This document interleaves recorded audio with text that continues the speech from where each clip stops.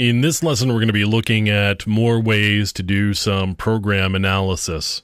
I'm going to start under Linux here, and there's a couple of utilities it's worth knowing about. strace, which is going to trace the system calls that are used with this particular program that I'm going to run. So this is sometimes useful to see what's going on inside the program. This is one way of doing some static analysis and a little bit of dynamic analysis in terms of the different system calls. Now I can do the same thing with library calls. So we've got system calls and library calls, and I'm going to use ltrace, and in this case there's not really much. There's malloc and strncopy, and that's really all that's involved in this particular program from a library perspective. So a couple of different ways you can see what's going on the Linux side.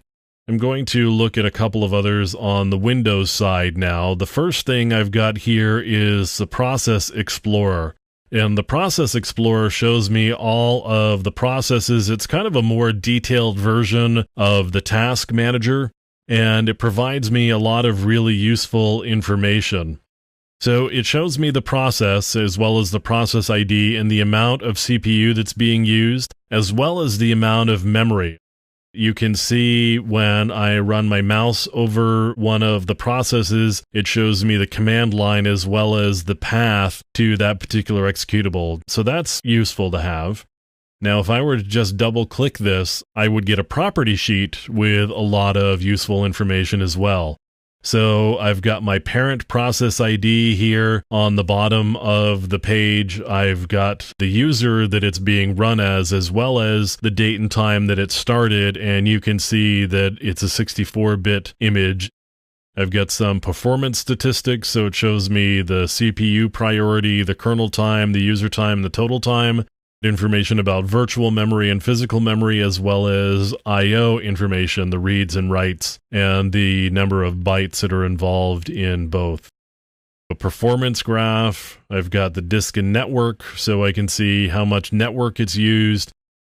I've got a graph for the graphical processing unit, and I can see here the number of threads that are involved. So I've got 3 threads for this particular one, and it shows me what the start address of the particular thread, as well as the thread ID. I can also see these individual thread IDs. It shows me the number of cycles and context switches, all sorts of useful information about what's going on in the CPU. I can see information about TCP/IP, so there's a local address and a remote address associated with connections here. And then I've got some security information. There are different settings and privileges here. And I've got my environment variables. And also this will show you all of the strings that are stored in this particular binary or executable.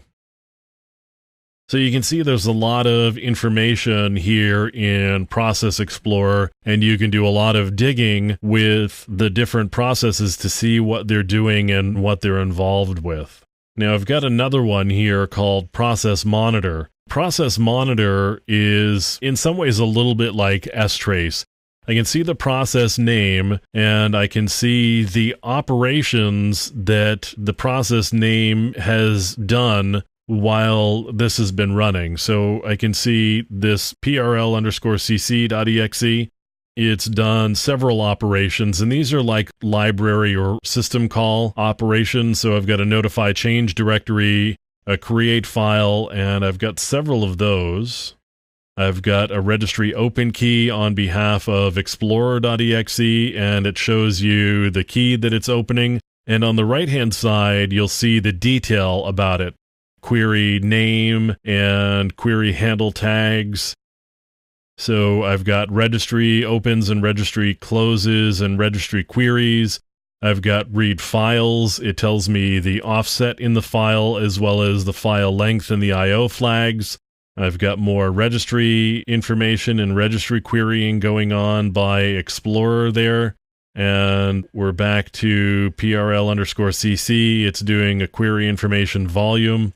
So you can see all of the different operations that are running on your system. And if you want to get really detailed information, you can look at this process monitor, and here's where I can actually get the stack trace, and it shows you the module that was involved for a particular call and the location and the address. So again, if you're doing some analysis on malware or just executables in general, here's some different tools that you can use. We looked at ltrace and strace on the Linux side, and on the Windows side, you can use Process Monitor, and you can also use Process Explorer.